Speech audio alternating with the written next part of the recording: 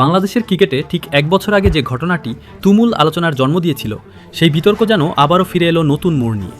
আন্তর্জাতিক ক্রিকেট কাউন্সিলের এলিট প্যানেলের একমাত্র বাংলাদেশি আম্পায়ার শরফুদ্দৌলা ইবনে শহীদ সৈকত আর থাকছেন না বিসিবির চুক্তিতে। তার পদত্যাগপত্র গ্রহণ করেছে বাংলাদেশ ক্রিকেট বোর্ড। আর এরপর থেকেই শুরু হয়েছে নতুন বিতর্ক। অনেকের প্রশ্ন, এটা কি শুধুই একটি চুক্তির সমাপ্তি, নাকি এক বছর আগের সেই বহুল আলোচিত ঘটনারই পরিণতি? ঘটনাটি ২০২৫ সালের ঢাকা প্রিমিয়ার লিগের। মোহামেডান অধিনায়ক তাওহিদ হৃদয় মাঠে আম্পায়ার সৈকতের সঙ্গে তর্কে জড়িয়ে পড়েন। পরে সংবাদ মাধ্যমে আম্পায়ারিং নিয়ে মন্তব্য করায় হৃদয়কে ২ ম্যাচের নিষেধাজ্ঞা এবং ৪টি ডিমেরিট পয়েন্ট দেওয়া হয়। কিন্তু এরপরই ঘটে বড় মোড়। অবিশ্বাস্যভাবে সেই শাস্তি বাতিল করে বিসিবি।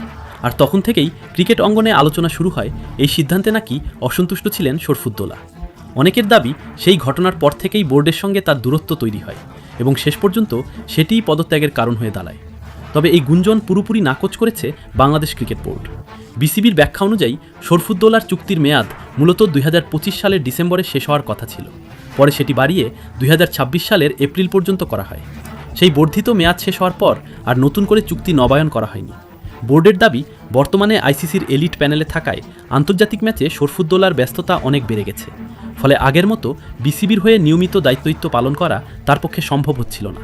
আর সেই কারণেই চুক্তি নবায়ন না করার সিদ্ধান্ত নেওয়া হয়েছে। তবে বোর্ডের এই ব্যাখ্যার পরও বিতর্ক পুরোপুরি থামছে না। এক পক্ষ বলছে এটি স্বাভাবিক প্রশাসনিক সিদ্ধান্ত,